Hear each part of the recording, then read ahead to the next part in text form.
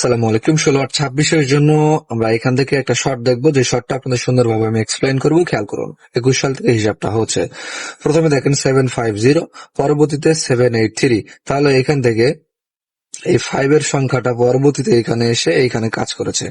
পরবর্তীতে রেজাল্ট ছিল 583, এবং এখানে যে মিডলের ডিজিটটা ছিল 8, এটা পরবর্তীতে এসে মিডলে কাজ করেছে। তারপরে দেখেন 782 এর পরের বছর রেজাল্ট হয় 867, অর্থাৎ এখান থেকে 78 এর যে পেয়ারটা আছে এটা পরবর্তীতে এসে 8 ওপেনে এবং 7 ক্লোজে কাজ করেছে।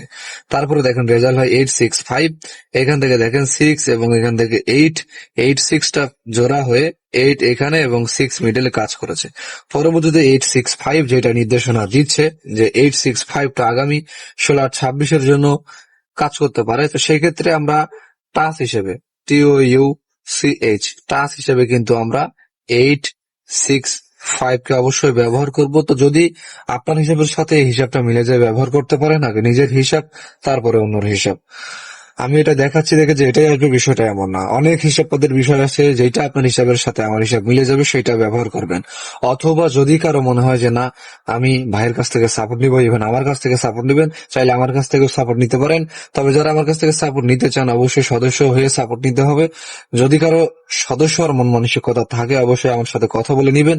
খুবই স্বল্প সংখ্যক সদস্য নিব আমি, অবশ্যই সাপোর্ট নিতে পারেন।